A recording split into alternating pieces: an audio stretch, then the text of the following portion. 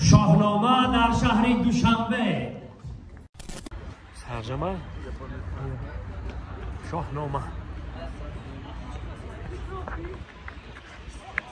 صنعت، اهل هنرمندان، روزنامه‌نگاران ورزیده و نمایندگان مقامات اجرایی حاکمیت دولتی ناحیه سینا طرفخانه زیبای شاهنامه گشاده شد.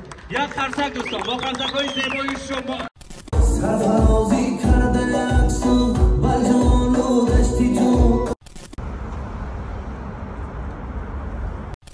این زمان در کاخ نوروز قرار داریم. این شاهنامه. البته طرفخانه زمانوی بازم برای مردم سربلند تاجیک شده شد. یک جای در آمده دیدن بکنید.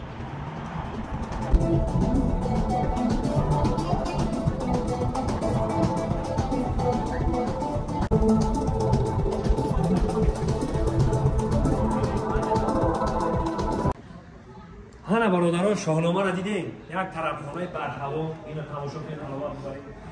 این آشیانه دویم شای برادران. بیام شما یک طرف بهترین اویلوی هم باید میشه برادران. با همراه هم سینفو، هم کورسو، هر دلکش دارن که برای شما نزدیک های مرحمت کردم بیایید. اینجا جای هست که هم آروم، هم تنگ، هم جای اساسیش همه که نرخونواش نرماله، قیمت نیست. به هزار میشینی اینا همین گروه اعتبارا شده شد. اینا برادران دو آشیانه در خدمت شما و زبان روسی که گپ زنیم بانکت میگذرونید چیکار میکنید. اینا در خدمت شما.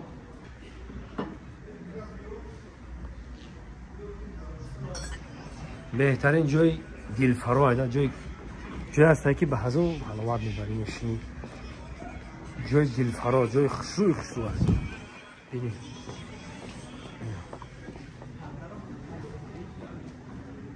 شاهانه برادران. اینا حاضی لنتاش هم میبرن. اینا برادران حاضی هر کوکی نوروز نداشت. حاضی شده میشه سر میکنه. میره حاضی همین تمه برانش که قیچیش میکنن تو بلاک میشه. اینا شاهنامه، اینا کوخ نوروز، اینا میشه میدره. اینا میشه که شده شد. اینا برادران اینا همه سرجمه، همه سرجمه شاهنامه.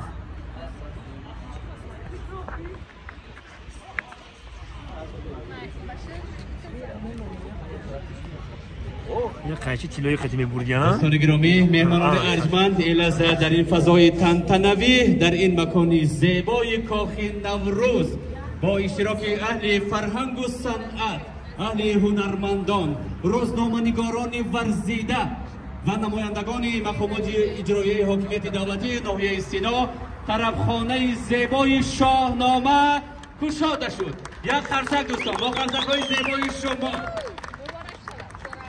این از به راهروی سرخواری نگردد اکای اسامیدین راهبری طرفخانه مذکور و نماینده ناحیه سینا.